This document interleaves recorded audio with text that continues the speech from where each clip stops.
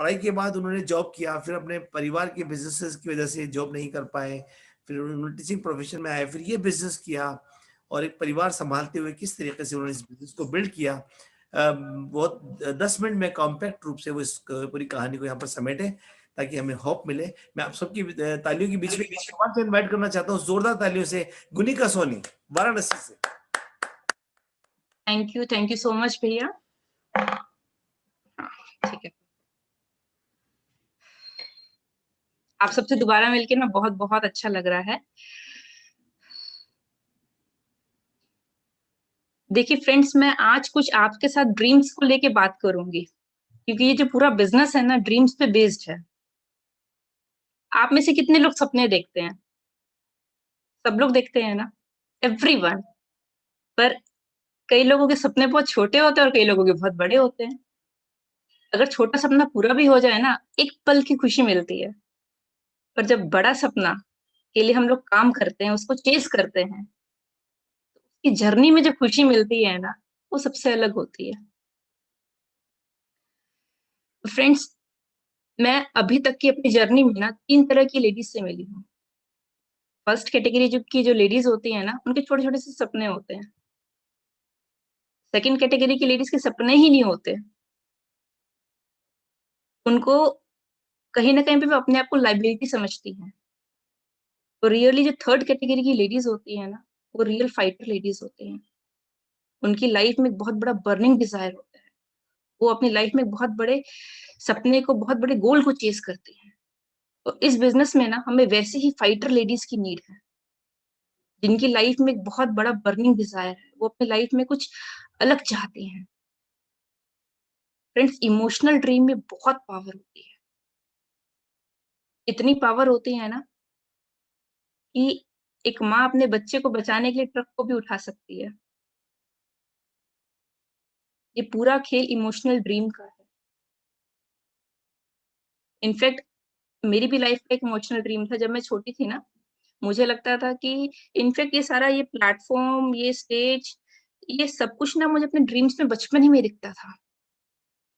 और मुझे लगता था कि अगर मैं क्लास में फर्स्ट आऊँगी ना, तो ये सब कुछ मुझे मिल जाएगा। और मैं अपने बचपन में अपने पापा को प्राउड फ़ील कराना चाहती थी। और मुझे नहीं पता था कैसे होगा ये। और इनफैक्ट जब मेरी फर्स्ट पेस मीटिंग थी, उस टाइम पे मेरे से मेरा इमोशनल ड्रीम पूछा गया। उससे पहले क्या था कि हम लोग कैट रेस में लगे हुए थे, कभी ये, कभी वो, कभी ये, कभी वो। पर उस फर्स्ट पेस मीटिंग में जब मुझसे मेरा इमोशनल ड्रीम पूछा गया ना, तो तब मैं सोच रही थी कि यार मैं अपनी लाइफ में बचपन में क्या सोचती थी और मैं अब क्या कर रही हूँ। एक बहुत बड़ा किक तब मिला और लगा कि कभी भी किसी ने बिठा के ना पूछा नहीं कि यार तुम अपनी लाइफ में चाहती क्या हो? इस प्लेटफ़ॉर्म में ना हम सबसे पहले लोगों से पूछते हैं कि आप अपनी लाइफ में चाहते क्या हो? आप अपनी लाइफ में कहाँ तक पहुँचना चाहते हो? ये एसोसिएशन ही ना एकदम डिफरेंट है। बहुत बहुत अलग एसोसिएशन है ये। और जो सबसे बड़ा चैलेंज मैं फेस करती थी, क्योंकि होता है ना कि हर जगह पे मैंने कपल्स को देखा इस बिज़नेस में, ओपन मीटिंग में गई, बीबीएस में गई और मुझे लगता था कि यार मैं अकेले इस बिज़नेस को कैसे करूँगी? क्योंकि इस बिज़नेस को मैंने तो अपना बच्चा मान लिया था। मैं हमेशा इस बिज़नेस को अपना तीसरा बच्चा मानती हूँ और ताकि सोनी साहब कब इस बिज़नेस में आए, क्योंकि लगता था कि सोनी साहब इस बिज़नेस में आएँगे ना तभी बिज़नेस अच्छा हो पाएगा। तभी मैं एक्चुअल में इस बिज़नेस को कर पाऊँगी।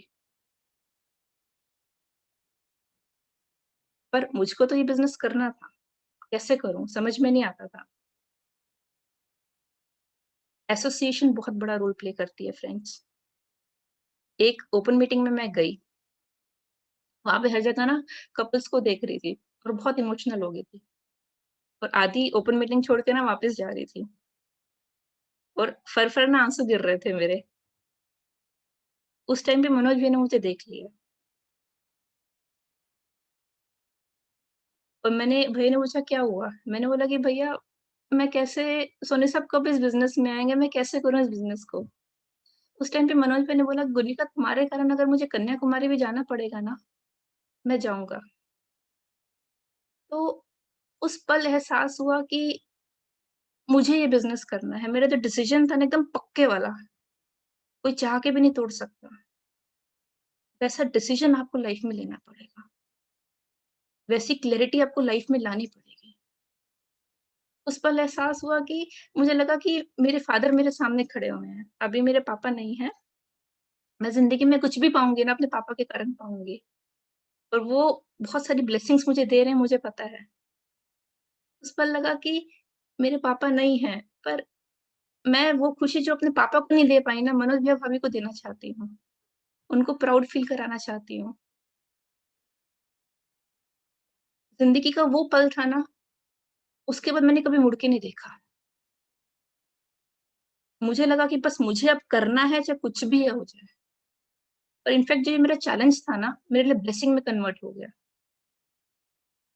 फ्रेंड्स, हर चैलेंज के पीछे कुछ ना कुछ अपॉर्च्युनिटी छुपी होती है। हर चैलेंज के पीछे। हम लोग देखते नहीं हैं उसको। मैंने रिस्पॉन्सिबिलिटी ली। This is the first step of leadership. First step of leadership, charge लेना, रिस्पॉन्सिबिलिटी लेना। अब अकेले चलना है और करना है और करके दिखाना है। जब हम लोग चलते हैं ना, अपने आप रास्ते बन जाते हैं, बस हमको चलना पड़ता है।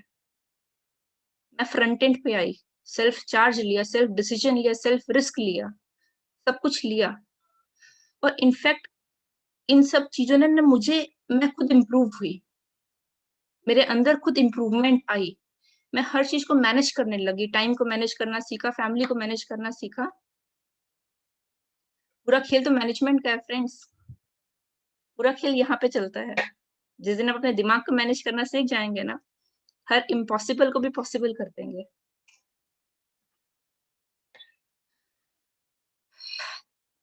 इस बिज़नेस में ना रिजेक्शन सबको मिलते हैं, पेन खूब आता है, खूब पेन आता है।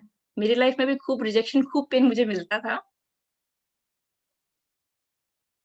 और एक बात बताऊँ, हर पेन में, रिजेक्शन में अपॉर्च्युनिटी छुपी होती है। जब भी मुझे पेन मिलता था ना, 3 चीज़ें मेरे सामने आती थी। मुझे हमेशा मनोज भैया, भाभी दिखते थे। अगर मैं हार गई, तो वो मोमेंट लाइफ में कैसे आएगा? दूसरा, मुझे अपनी टीम दिखती थी। मेरी टीम में 99% लेडीज़ है। अगर मैंने अपना होप छोड़ दिया तो उन सबका क्या होगा? तीसरा, हम सब लोग बहादुर टीम के बहादुर बच्चे हैं, ऐसे ही हार जाएँगे।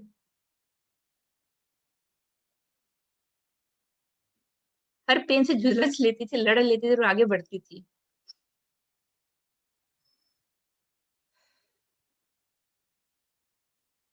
फ्रेंड्स, इमोशनल ड्रीम में बहुत पावर होती है। सोनी साहब इस बिज़नेस में नहीं आए ना, इसके पीछे भी एक रीज़न था। क्योंकि भगवान चाहते थे कि मैं ग्रो करूँ, क्योंकि उनके अंदर ऑलरेडी बहुत सारी ग्रोथ है, उनको कंप्लीट कर पाऊँ। तभी मुझे अकेले लड़ने के लिए भेजा। तुम इस बिज़नेस में खुद ग्रो करो, उनको प्रूव करके दिखाओ। मुझे पता है कि एक दिन वो भी आएँगे। मेरी लाइफ़ के ना 3 बिलीफ जो मुझे हमेशा हेल्प करते हैं इस बिज़नेस के अंदर। इनफैक्ट बचपन से ही पहला बिलीफ मेरी लाइफ़ का, अगर हम लोग जितने लोग इकट्ठे हुए हैं ना, सब लोग हिस्ट्री क्रिएट करने के लिए हुए हैं। ऐसे हम लोग इस बिज़नेस में नहीं आ गए। भगवान की असीम कृपा है हम लोगों के ऊपर, तभी हम सब लोगों को ये बिज़नेस समझ में आया। दूसरा बिलीफ फ्रेंड्स, हम लोग कुछ भी करते हैं ना, कुछ भी अचीव करते हैं, सबसे पहले हमारे अंदर अचीव होता है, फिर बाहर वो अचीव होता है। If I believe I achieve, picture पहले हमारे अंदर बनती है। पहले हम लोग अंदर डायमंड जाते हैं, फिर वो बाहर दिखता है। एंड तीसरा बिलीफ, इट्स ऑलरेडी डन, हम सब लोग डायमंड जा चुके हैं, ऑलरेडी जा चुके हैं, हम सब लोगों की डेट डिसाइड हो चुकी है। बस हम सब लोगों को अपनी जर्नी को कंप्लीट करना है। हम लोग सिर्फ अपनी जर्नी यहाँ पे कंप्लीट कर रहे हैं और इस जर्नी में जितना जो ग्रो कर रहे हैं और जो बन रहे हैं वो एकदम अलग है।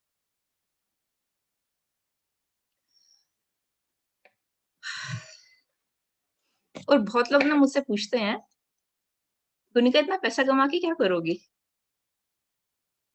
तब पता है मैं क्या जवाब देती हूँ कि पैसे की पहले भी कमी भी नहीं थी, आज भी कमी नहीं है। इस बिज़नेस में हम लोग जीवन कमा रहे हैं और जीवन को बाँट रहे हैं। वो लोग एकदम चुप कर जाते हैं, क्योंकि उनको पता ही नहीं कि जीवन होता क्या है। और जब हम लोग जीवन को बाँटते हैं ना, उस पल जो खुशी मिलती है वो एकदम अलग होती है।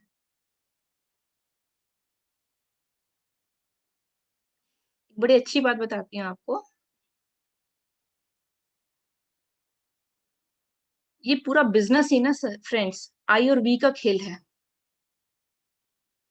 इस दुनिया का सबसे सेल्फिश वर्ड क्या है? आई, मैं।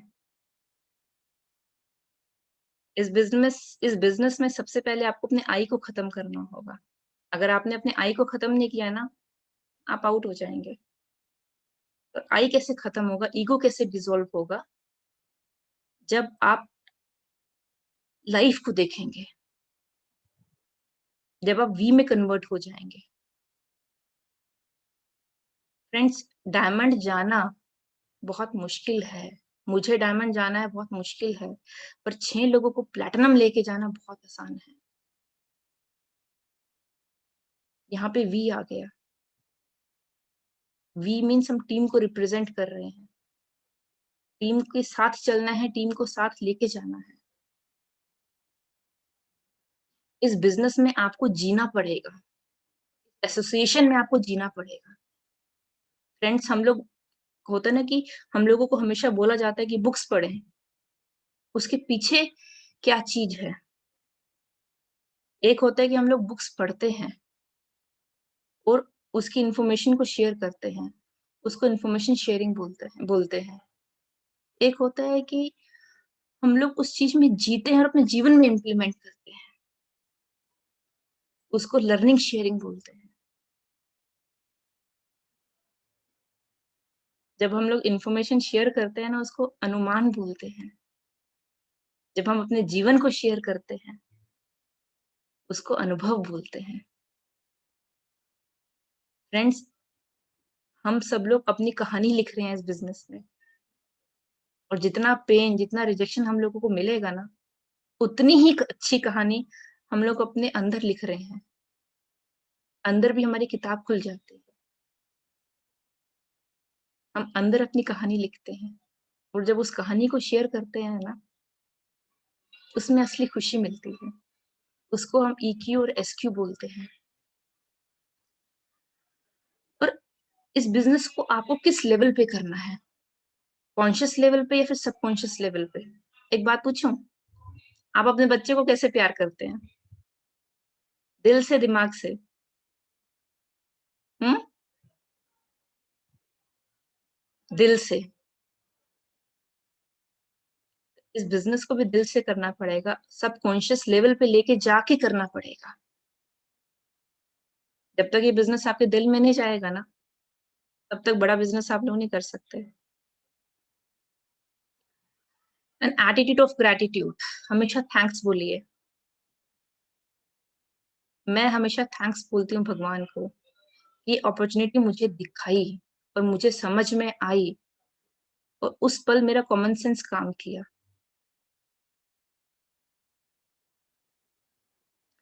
फ्रेंड्स, आप सबके सामने ना 2 ऑप्शंस हैं। आप कैंडल बन के इस बिज़नेस को करना चाहते हैं या फिर आइसक्रीम बन के? दोनों ही चीज़ें मेल्ट करती हैं, आइसक्रीम भी और कैंडल भी। जब आइसक्रीम मेल्ट करती है ना, मनोरंजन होता है, मज़ा आता है। और जब कैंडल मेल्ट करती है ना, रोशनी पैदा होती है। इस बिज़नेस में जब आपका ईगो डिसॉल्व करता है ना, तब रोशनी क्रिएट होती है।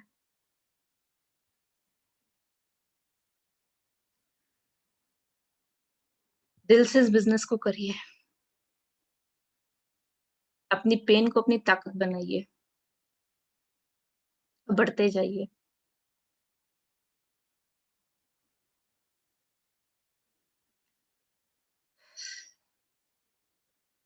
हम लोग चाहते हैं ना कि हमारे बच्चे हमको हमको फॉलो करें, उसके लिए हम लोगों को जी के दिखाना पड़ेगा उनको फ्रेंड्स।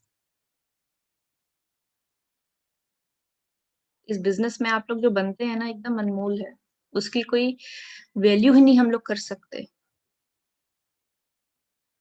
जो भी आपका चैलेंज है ना उसके पीछे उसके उसके अंदर एक अपॉर्च्युनिटी है, उस अपॉर्च्युनिटी को ढूँढिए, बिज़नेस अपने आप हो जाएगा। मेरा टाइम खत्म हो चुका है। Thank you friends, back to host. वाह गोनिका जी, बहुत बढ़िया। आप जिस तरह से मर्म के साथ बात कर रहे थे, ऐसा लग रहा था कि भी आप बोले, हम आपको सुने थोड़ा सा। और निश्चित तौर पर आपने इस बिजनेस को बिल्ड किया है, आपने जी कर देखा है, और आप खुद अपने आप के अंदर एक स्टोरी है। और मैं चाहता हूं कि लोगों को इस आपकी अभी रिकॉल करें, आपने जो कुछ बोला था उन सब बातों को। और उस आपकी जो बातचीत थी सारी एलओसी की तरह थी, जिसको कंसर्न जो बहुत हाईली कंसंट्रेट थी। इसको लोगों को डाइल्यूट करना पड़ेगा समझने के लिए थोड़ा। मैं दिल से आपको एक बार फिर से दोबारा से आपका वेलकम करता हूँ, स्वागत करता हूँ। आपको आज की शानदार परफॉर्मेंस के लिए मुबारकबाद देता हूँ। मुझे बहुत फायदा हुआ व्यक्तिगत तौर पर, मैंने बहुत कुछ सीखा है आज आपसे। मुझे उम्मीद है लोगों ने बहुत कुछ सीखा होगा आपसे। और मैं चाहता हूँ सारे हमारे लीडर्स एक बार वीडियो ऑन करें, हाथ उठाएं और जोरदार तरीके से गोनिका जी का ताली बजा के स्वागत करें। बहुत